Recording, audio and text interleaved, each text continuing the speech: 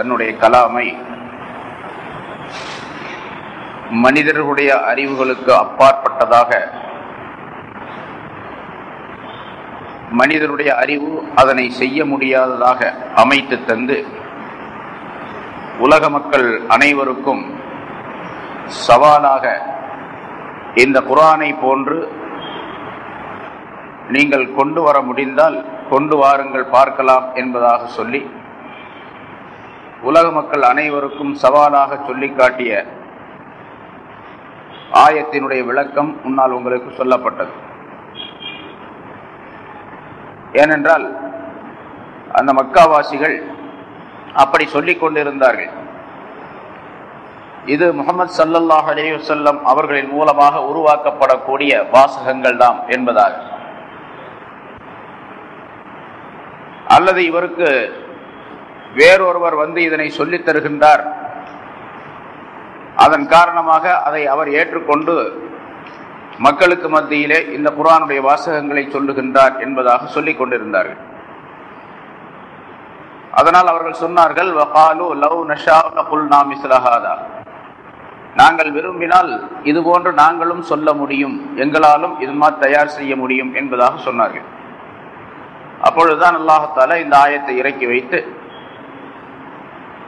இது மாதிரி உங்களால் உண்டாக்க முடியாது, இது அல்லாஹ் தஆலாவுடைய கலாம் என்பதற்கு அதுவே போதுமான ஆதாரம் என்பதை பற்றி அல்லாஹ் தஆலா குறிப்பிட்டார்.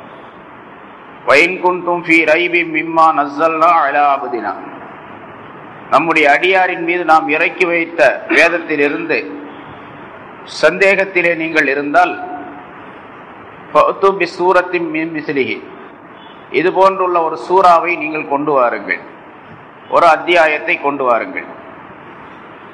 வதுஉ ஷுஹதாக்கும் மின் தூனில்லாஹ், அல்லாஹ்வை தவிர உங்களுடைய உதவியாளர்களையும் நீங்கள் அதற்காக வேண்டி அழைத்துக் கொள்ளுங்கள். இன் குன்தும் சாதிகீன், நீங்கள் உங்களுடைய பேச்சிலே உண்மையானவர்களாக இருந்தால். இது முஹம்மது ஸல்லல்லாஹு அலைஹி வஸல்லம் அவர்களின் மூலமாக கற்பனை செய்யப்படக்கூடிய, அவரே தொகுத்து தரக்கூடிய ஒரு வாசகம் என்று நீங்கள் சொல்லக்கூடிய விஷயம் உண்மையாக இருந்தால், அல்லது அவருக்கு வேறு யாராவது சொல்லிக் கொடுக்கின்றார்கள் என்ற உங்களுடைய சொல்லிலே நீங்கள் உண்மையாளர்களாக இருந்தால், இது போன்ற ஒரு சூறாவை நீங்கள் கொண்டு வாருங்கள், உங்களுக்கு உதவியாளர்களையும் நீங்கள் சேர்த்துக் கொள்ளுங்கள் என்று அல்லாஹ் தஆலா சொல்லி காட்டினார். இந்த குர்ஆன் அல்லாஹ்வை தவிர வேறு எவராலும் உண்டாக்கப்பட இல்லை என்பது தெளிவான ஆதாரங்களின் மூலமாக சொல்லப்பட்டிருக்கின்றது. இது போன்று வேறு எவரும் உண்டாக்க முடியாது என்பதையும் அல்லாஹ் தஆலா சவால் விட்டு இந்த ஆயத்தின் மூலமாக சொல்லி காட்டுகின்றார். இந்த குர்ஆன் அற்புதமானது, முஅ்ஜிஸா என்ற அற்புதத்தில் சேர்ந்தது என்பது பற்றி பல்வேறு விளக்கங்கள் சென்ற வாரம் சொல்லப்பட்டன. இது போன்ற மனிதர்கள் எவரும் கொண்டு வர முடியாது என்பதற்கு இந்த குர்ஆனிலே உள்ள பல்வேறு அற்புதமான நிலைகள் ஆதாரங்களாக அமைந்திருக்கின்றன. அதிலே ஒரு 10 விஷயங்களை உலமாக்கள் குறிப்பிடுகின்றார்கள். அதில் 3 விஷயங்கள் சென்ற வாரம் உங்களுக்கு சொல்லப்பட்டன. முதலாவதாக, இது ரசூலுல்லாஹி ஸல்லல்லாஹு அலைஹி வஸல்லம் அவர்கள் மக்களுக்கு சமர்ப்பித்த அல்லாஹ் தஆலாவுடைய கலாம். ரசூலுல்லாஹி ஸல்லல்லாஹு அலைஹி வஸல்லம் அவர்கள் இதனை சொல்லுவதே இது அல்லாஹ்வுடைய கலாம் என்பதற்கு தெளிவான ஆதாரம். ஏனென்றால் ரசூல் ஸல்லல்லாஹு அலைஹி வஸல்லம் அவர்கள் எழுத படிக்க தெரியாத உம்மியாக அவர்கள் இருந்தார்கள் என்பது எல்லோரிடத்திலும் ஒப்புக்கொள்ளப்பட்ட விஷயம். யாரும் அதனை மறுப்பது கிடையாது. எழுத படிக்க தெரியாத அல்லது வேறு எந்த நாட்டுக்கும் சென்று கற்றுக்கொள்ளாத, எந்த ஆசிரியரிடத்திலும் கற்றுக்கொள்ளாத ஒருவர் இப்படி அற்புதமான சட்டங்கள் நிறைந்த, ஞானங்கள் நிறைந்த ஒரு வாசகத்தை சொல்லுகின்றார் என்று சொன்னால் அது நிச்சயமாக அல்லாஹ்வுடைய கலாம் தான் என்பதற்கு தெளிவான ஆதாரம் அதுவாகும். அதனால்தான் இங்கே ஃபஅது பிசூரத்தின் மின் மிஸ்லிஹி, சென்ற வாரம் அதற்கு ஒரு சில விளக்கம் சொல்லப்பட்டன. ஃபஅது பிசூரத்தின் மின் மிஸ்லிஹி, இது போன்ற ஒரு சூறாவை, அத்தியாயத்தை கொண்டு வாருங்கள் என்று அல்லாஹ் தஆலா சொல்லுகின்றான். ஃபஅது, கொண்டு வாருங்கள், பிசூரத்தின், ஒரு சூறாவை, மின் மிஸ்லிஹி, இது போன்று, இந்த குர்ஆனிலே உள்ள சூறாக்களை போன்று ஏதேனும் ஒரு சூறாவை, குர்ஆன்ல மிக குறைந்த அளவுக்குள்ள சூரா 3 ஆயத்துகளை கொண்டது. மிக நெடிய சூரா சூரத்துல் பக்ரா 284 ஆயத்துகளை கொண்டது. இதுல ஏதாவது ஒரு சூறாவை கொண்டு வாருங்கள் பார்க்கலாம் என்று அல்லாஹ் தஆலா சொல்லுகின்றார். அல்லது மற்றொரு கருத்து, மிம் மிஸ்லிஹி என்று சொன்னால் பௌது பி சூரத்தின், ஒரு சூறாவை கொண்டு வாருங்கள். மிம் மிஸ்லிஹி இது ரசூலுல்லாஹி ஸல்லல்லாஹு அலைஹி வஸல்லம் அவர்களை சுட்டிக்காட்டி அல்லாஹ் சொல்லுவதாக குறிப்பிடுகின்றார். இவர் போன்றவரிடத்திலிருந்து ஒரு சூறாவை கொண்டு வாருங்கள். இவர் சொல்லுவதாக சொல்லுகின்றீர்களே, முஹம்மது ஸல்லல்லாஹு அலைஹி வஸல்லம் சொல்லுவதாக நீங்கள் சொல்லுகிறீர்கள். இவர் போன்று வேறொரு ஆளிடத்திலிருந்து, வேறொரு மனிதரிடத்திலிருந்து இது மாதிரி கொண்டு வாருங்கள் பாருங்கள் என்று அல்லாஹ் தஆலா சொல்லுகின்றார். மிம் மிஸ்லிஹி என்று சொன்னால் ரசூலுல்லாஹ்வை போல ஒரு ஆள் வேறொரு ஆளை வைக்கணும், வேறொரு மனிதர். அவர் எழுதக்கூடியதாக இருக்கிறது. நீங்க உங்க புலமையின் காரணமாக சில வாசகங்களை தயார் செய்து, அப்படியும் தயார் செய்ய முடியவில்லை. சென்ற வாரம் அந்த முஸைலமத்துல் கذاب என்பவன் சொல்லிய வாசகங்கள், வேறு சில புலவர்கள் சொல்லிய வாசகங்கள் எல்லாம் உங்களுக்கு சொல்லி காட்டப்பட்டன. யாராலும் தயார் செய்ய முடியவில்லை. ஆனா இவர் தான் உண்டாக்குகின்றார், இவர் தான் இதனை கற்பனை செய்து சொல்லுகின்றார் என்று நீங்கள் கருதினால், சொன்னால், இவர் போன்று வேறு ஒருவரை கொண்டு வந்து அவர் மூலமாக இது மாதிரி குர்ஆனை கொண்டு வாருங்கள் பார்க்கலாம் என்ற கருத்து. அதனால்தான் முதலாவதாக இது குர்ஆன் அல்லாஹ்வுடைய கலாம் என்பதற்கு முஅஜிஸாவாக அமைந்திருப்பது ரசூலுல்லாஹி ஸல்லல்லாஹு அலைஹி வஸல்லம் அவர்கள் தான். அவர்கள் உம்மி நபியாக இருப்பதே இந்த குர்ஆன் அல்லாஹ்வுடைய கலாம் என்பதற்கு ஆதாரம். இரண்டாவது, அரபியர்களிலே அரபி இலக்கண இலக்கியங்களிலே மிக புலமை பெற்றவர்கள் எல்லாம் இருந்தார்கள் அந்த காலத்திலே. ஃபசாஹத் பலாகத் என்று சொல்லப்படக்கூடிய சொல் நயம், கருத்து நயம் ஆகியவற்றிலே மிகச் சிறந்த வாசகங்களை அமைக்கக்கூடியவர்கள் எல்லாம் இருந்தார்கள். அவர்களாலும் இதனை கொண்டு வர முடியவில்லை, இது போன்ற ஒரு சின்ன வார்த்தையாவது உருவாக்க முடியவில்லை என்பது இந்த குர்ஆன் அல்லாஹ்வுடைய கலாம் என்பதற்கு இரண்டாவது ஆதாரம். மூன்றாவதாக, இந்த குர்ஆன் மறைவான விஷயங்களை எல்லாம் சொல்லி காட்டுகின்றது. மறைவான விஷயங்களை எல்லாம் சொல்லி காட்டுகின்றது.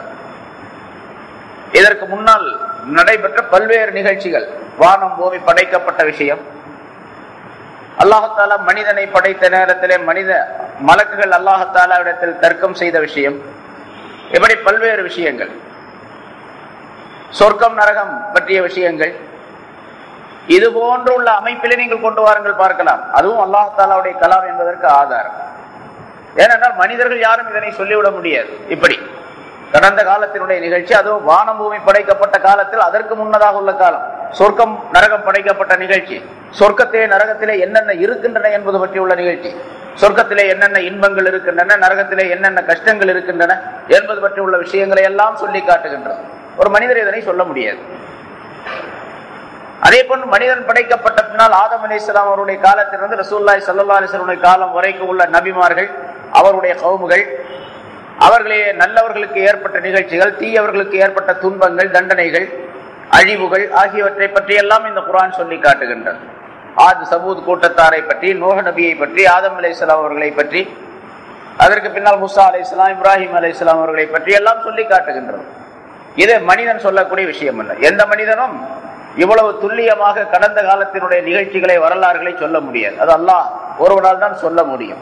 ஆகவே இந்த குர்ஆன் அல்லாஹ்வுடைய கலாம் என்பதற்கு மூன்றாவது ஆதாரம், கடந்த கால செய்திகளை எல்லாம், விஷயங்களை எல்லாம் சொல்லி காட்டுவது. நான்காவது,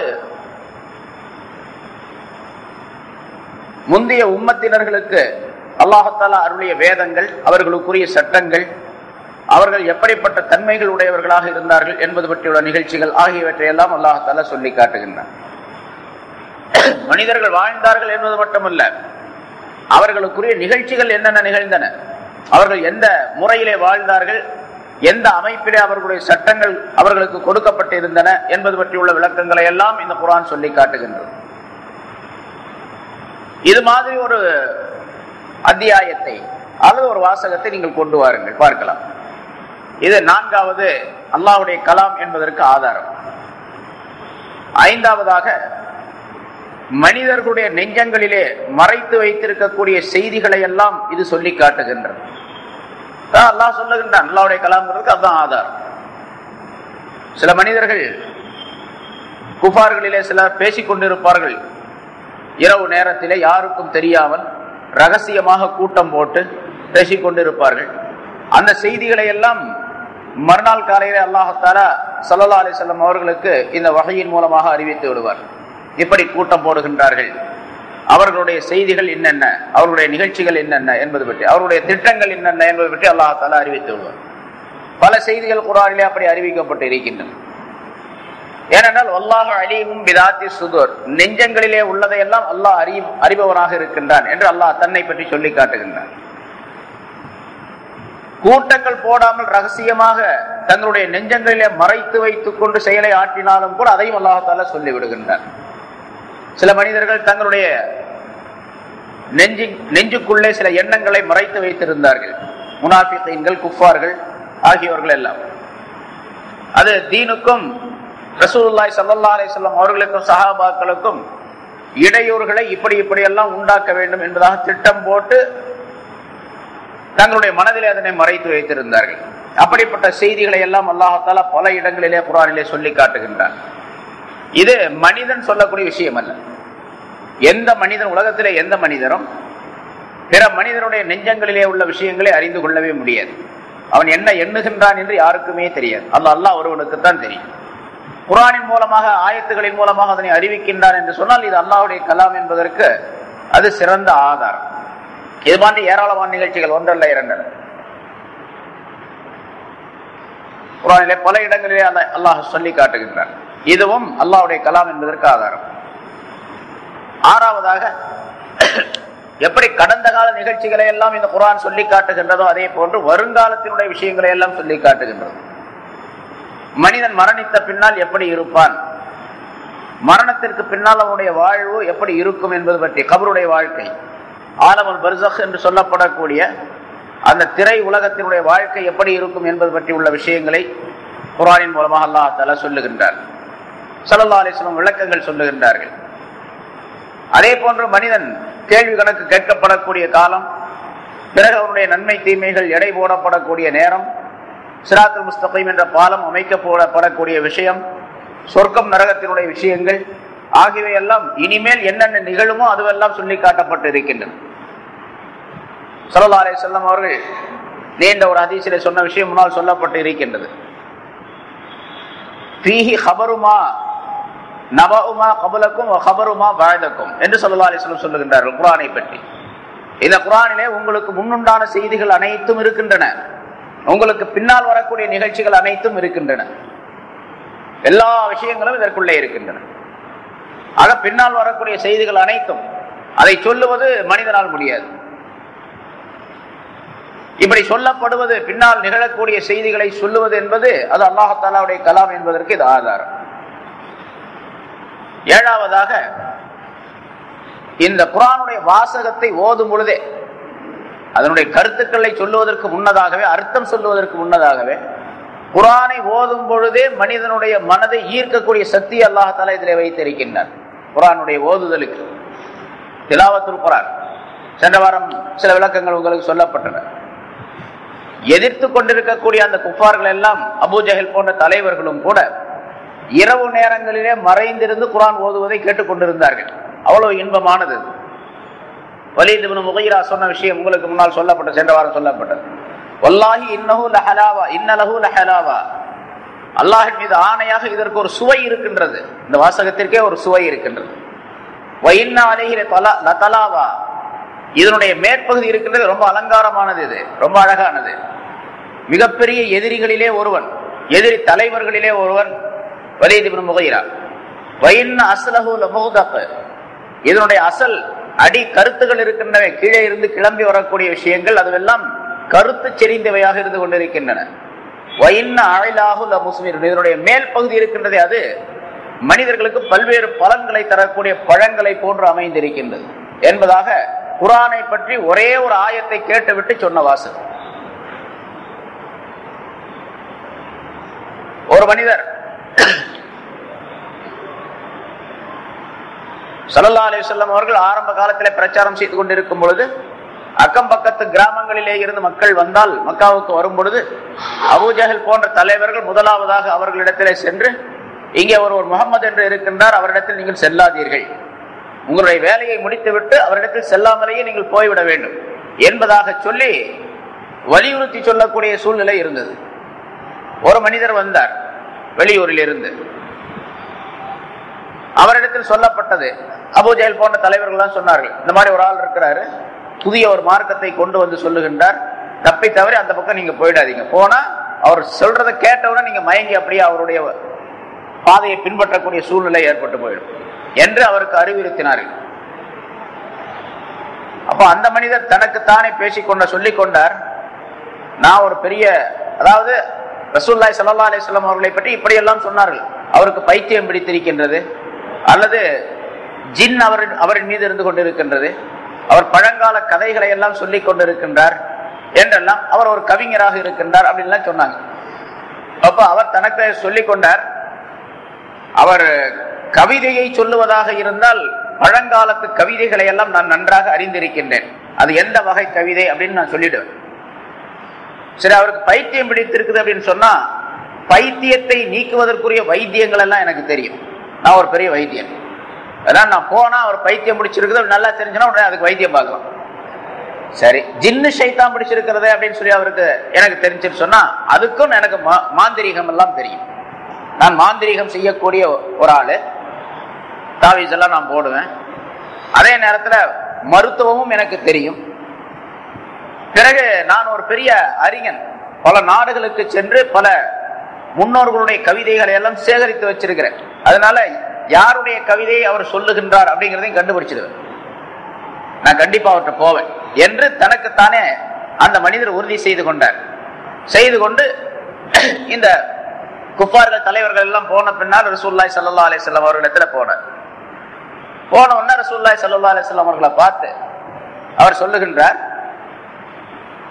உங்களுக்கு பைத்தியம் பிடிச்சிருக்கிறதாக உங்களுடைய கௌமுகள் சொல்றாங்க, உண்மையா? ஸல்லல்லாஹு அலைஹி வஸல்லம் ஒன்னும் சொல்ல, பேசாம இருந்தாங்க. உங்களுக்கு ஜின் ஷைத்தான் பிடிச்சிருக்கிறதாக வர சொல்றாங்க, அப்படியா? அப்படின்னா நான் ஒரு பெரிய மாந்திரிகன், நல்ல மாந்திரிகங்கள்லாம் எனக்கு தெரியும், நான் அந்த மந்திரத்தின் மூலமாக மாந்திரீகத்தின் மூலமாக உங்க ஜின் ஷைத்தானுடைய கோளாறை எல்லாம் நீக்கிடுறேன். பைத்தியம் பிடிச்சிருந்துச்சுன்னா அதுக்கும் வைத்தியம் என்கிட்ட இருக்குது, அதையும் நான் செய்யறேன். அல்லது உங்களை ஒரு கவிஞன் அப்படின்னு சொல்றாங்க, நீங்க பாடக்கூடிய அந்த கவிதைகளை என்கிட்ட வேணா சொல்லி காட்டுங்க, அந்த கவிதை எந்த ரகத்தை சேர்ந்தது, எந்த காலத்தை சேர்ந்தது, எந்த புலவர்களால், எந்த நாட்டு புலவர்களால் பாடப்பட்டது அப்படின்லாம் நான் சொல்லிடுறேன்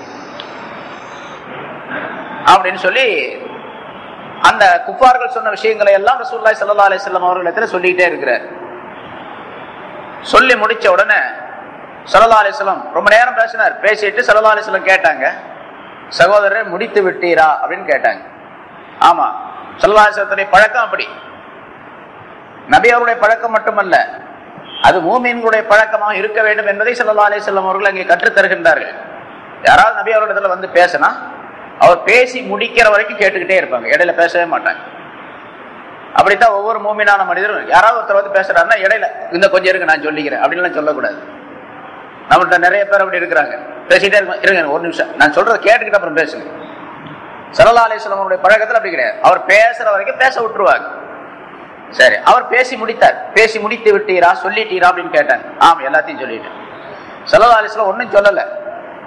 அஊது பில்லாஹி மினஷ் ஷைத்தானிர் ரஜீம் பிஸ்மில்லாஹிர் ரஹ்மானிர் ரஹீம் அப்படின்னு ஓதுனாங்க.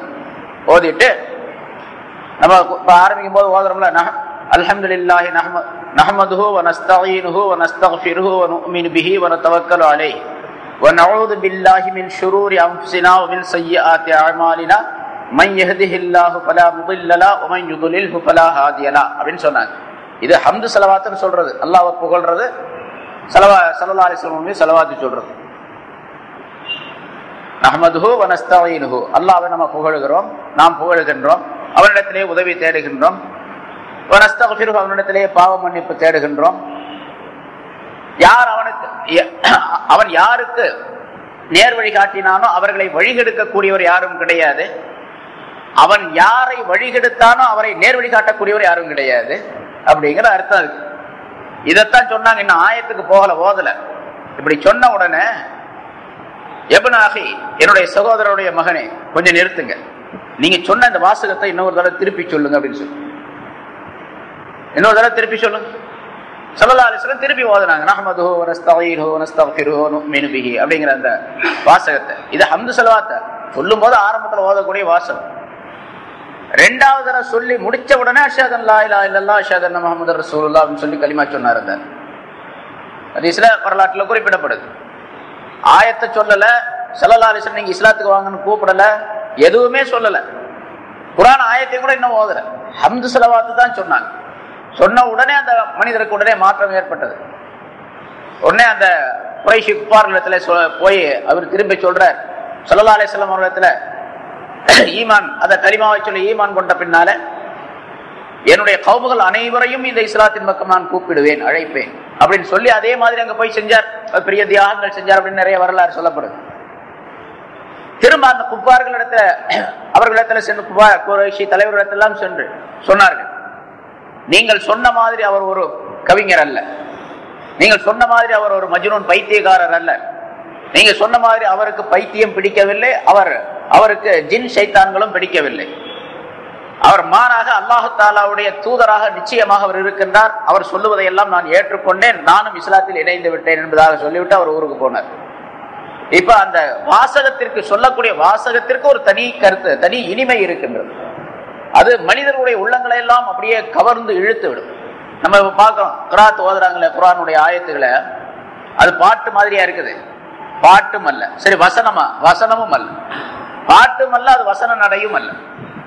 அந்த இரண்டும் அல்லாத ஒரு அற்புதமான நடுத்தரமான ஒரு ராகமுடைய ஒரு கருத்து பாருங்க. குர்ஆன் ஓதுற மாதிரி குர்ஆனுடைய தரசுல, அதனுடைய அமைப்புல ஓதக்கூடிய, சொல்லக்கூடிய அல்லது பேசக்கூடிய, பாடக்கூடிய உலகத்துல வேற எந்த மொழியும் கிடையாது. இந்த சமஸ்கிருதத்தை ஒரு மாதிரியா பாடுறாங்க கோயில்கள்ல, இந்த இது பாடுவ ஸ்லோகங்கள் சொல்லும் போது, அதை பார்க்கும்போது, அதை கேட்கும் போது மனிதனுக்கு ஒரு வெறுப்பு தான் ஏற்படுதே தவிர அதை மனித மனதை ஈர்க்கக்கூடிய ஒரு தன்மை அதுல கிடையாது. சில நேரங்கள்ல சில காபிர்களும் கூட, மாற்று மதத்தார்களும் கூட இந்த குர்ஆனுடைய அந்த ஓசை நயத்தை கேட்டு, அழகான நயத்தை கேட்டு, ஓதக்கூடிய அந்த பாணியை கேட்டு அப்படியே நின்று கேட்கறது உண்டு. அர்த்தம் தெரியாது, அது என்னன்னு தெரியாது, கேட்கறது உண்டு. இந்த பாங்கு சொல்லும் போது பாருங்க, ஆனா ஓதுறது கொஞ்சம் குரல் வளம் உடையவர் ஓதணும், நல்ல குரல், இனிமையான குரல் உடைய. என்ன போல குரலே இனிமையா இல்லை அப்படிப்பட்ட ஆள் ஓதுனா கொஞ்சம் கராகத்தான் இருக்கும், அது கேட்கறதுக்காகத்தான் இருக்கு. பாங்கு சொல்லும் போது பாருங்க, சில முஅஜ்ஜின்கள் பாங்கு சொல்லும் போது ரொம்ப அழகா இருக்கும், பார்க்கறது கேட்கறதுக்கு அழகா இருக்கும். அப்ப காபிர்களும் கூட, மாற்று மதத்தார்களும் கூட அந்த பாங்கு கேட்டுட்டு ரொம்ப அழகா சொல்றாரு அப்படின்னு சொல்லுவாங்க, ரொம்ப அழகா சொல்றாரு. அதே இடத்துல வேறொருத்தர் குரல் அழகில்லாதவர் வந்து சொல்லும் பொழுது, அம்மா இப்போ இவ்வளவு நாளா சொல்லிட்டு இருந்தாரு, அவர் எங்க போனாரு, நல்லா இருந்துச்சு, இப்ப நல்லாவே இல்லை இன்னைக்கு அப்படின்னு சொல்லுவாங்க. அவருக்கு பாங்கு வாசம் என்னன்னே தெரியாது. சொல்லக்கூடிய மனிதர் அந்த ராகத்தை கண்டு, அதை இனிமையை கண்டு, அது நல்லா இருக்குது நல்லா இல்லைன்னு சொல்றாரு. அது மாதிரி குரல் வளம் உடைய ஒரு மனிதர் ஓதனார்னா குர்ஆன, அது மனிதனுடைய மனதை ஈர்க்கக்கூடிய சக்தி பெற்றதாக அமைந்திருக்கின்றது. இதுவும் ஒரு காரணம், குர்ஆன் மோஜிசா, அல்லாஹ் தஆலாவுடைய கலாம் ஷரீஃப் என்பதற்கு ஆதாரம். எட்டாவதாக ஸல்லல்லாஹு அலைஹி வஸல்லம் அவர்கள் சொல்லுகின்றார்கள், லா யஹ்லிகு அன் கஸ்ரத்திர் ரத்தி, இதை திருப்பி திருப்பி ஓதுவதின் காரணமாக இது பழமை அடைந்து விடாது அப்படின்னு சொல்றாங்க. பழமை அடைந்து விடாது, இதை முன்னால விளக்க சொல்லியிருக்கிறேன். இப்ப குர்ஆனை எத்தனை தடவை ஓதுறோம்? நம்மெல்லாம் ஓதுறது ரொம்ப கம்மி, வருஷத்துக்கு ஒரு தடவை குர்ஆன் முடிக்கிறோமா என்னமோ சந்தேகம் தான் ஒவ்வொருத்தரும். சில பேர் ஆயுசுக்கெல்லாம், அவங்க வயசு முழுவதுமே ஒரு தடவை குர்ஆன் முடிக்கிறது கஷ்டம், அந்த மாதிரி ஆளுகள்லாம் இருக்கிறாங்க. ஆனா குறைந்த அளவுக்கு உலமாக்கள் குறிப்பிடுறது, ரொம்ப குறைஞ்ச அளவு, வருஷத்துக்கு 2 தடவையா தான் குர்ஆனை முடிக்கணும், கத்தம் செய்யணும். இல்லைன்னா அந்த குர்ஆன் அவரை சபிக்கின்றது அப்படின்னு சொல்லப்படுது. குர்ஆனே அவரை சபிக்கின்றது, வருஷத்துக்கு 2 தடவையாவது குறைஞ்ச அளவுக்கு. முன்னோர்கள் எல்லாம் பார்க்கிறோம், சஹாபாக்கள், ஸல்லல்லாஹு அலைஹி வஸல்லம் அவர்களும் கூட குர்ஆன் ஓதிட்டு இருந்தாங்க. அவங்களுக்கு தான் குர்ஆன் வந்து அவங்களே ஓதிட்டு இருந்தாங்க. அப்படிங்கிறது மட்டுமல்ல, அடுத்தவரிடத்தில் ஓத சொல்லி கேட்டுக்கிட்டும் இருந்தாங்க.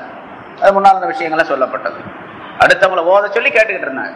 இப்னு மஸ்ஊத் ரலியல்லாஹு தஆலா அன்ஹு சொல்றாங்க, என்ன ஓத சொன்னாங்க, கேட்டாங்க ஸல்லல்லாஹு அலைஹி வஸல்லம் அவர்கள் அப்படின்னு. அதே மாதிரி சஹாபாக்களை பார்க்கிறோம், எந்தெந்த ஆயத்துகள் இறங்குனதோ அந்த இறங்க அதை திருப்பி திருப்பி ஓதிக்கிட்டே இருந்தாங்க. அபூபக்கர் சித்திக் ரலியல்லாஹு தஆலா அன்ஹு அவர்கள் மக்காவில் இருக்கக்கூடிய காலத்துல கொஞ்சம் மெதுவா ஓதுவாங்க.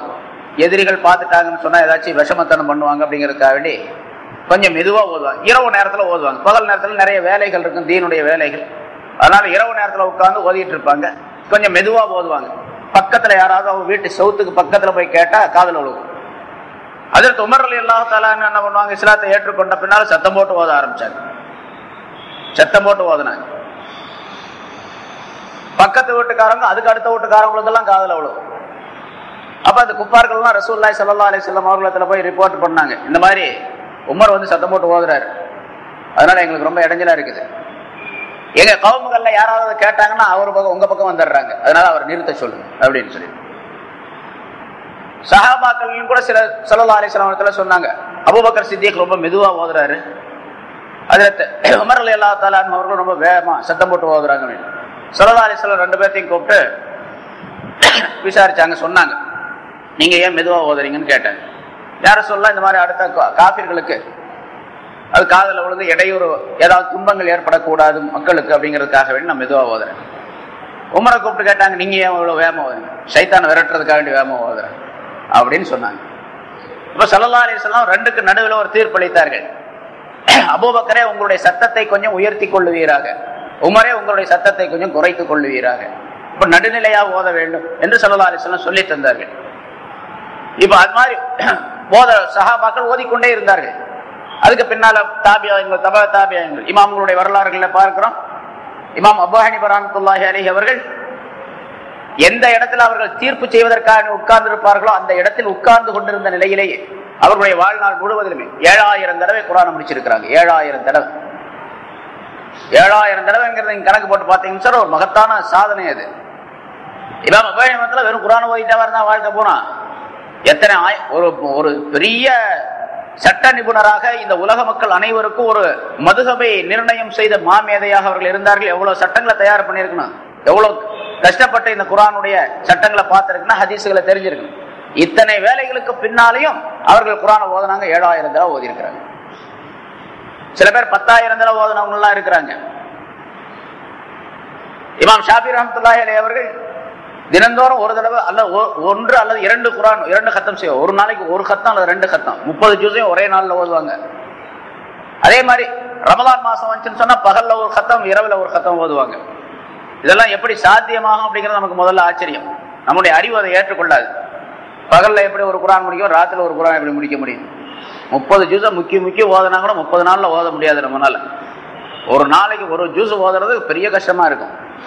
அல்லது ரொம்ப நல்லா சரளமா ஓதக்கூடியவங்க தான் 2 ஜூஸ் 4 ஜூஸ் 5 ஜூஸ் ஓதலாம். ஒரு 5 நாள்ல 5030, ஒரு நாளைக்கு 6 ஜூஸ் ஓதலாம். அது ரொம்ப கஷ்டம். தினந்தோறும் எப்படி ஓத முடியும்? ஒவ்வொரு நாள் 2 குர்ஆன் 2 30 60 ஜூஸ். இமாம் ஷாஃபி ரஹ்மத்துல்லாஹி அப்படி ஓதிக்கிட்டு இருந்ததாக தெளிவான வரலாறு, ஆதாரபூர்வமான வரலாறு சொல்லி காட்டுகின்றோம். பகல்ல ஒரு குர்ஆன், ராத்திரில ஒரு குர்ஆன். அது அல்லாம தராவியஹ்ல ஒரு குர்ஆன் 30 நாளைக்கு. அப்ப 61 குர்ஆன் முடிப்பாங்க ரமலான் மாசத்துல மட்டும் அப்படின்னு சொல்லப்படுது. சரி, இப்படி பல ஆயிரக்கணக்கான தடவை ஓதப்படுகின்றது.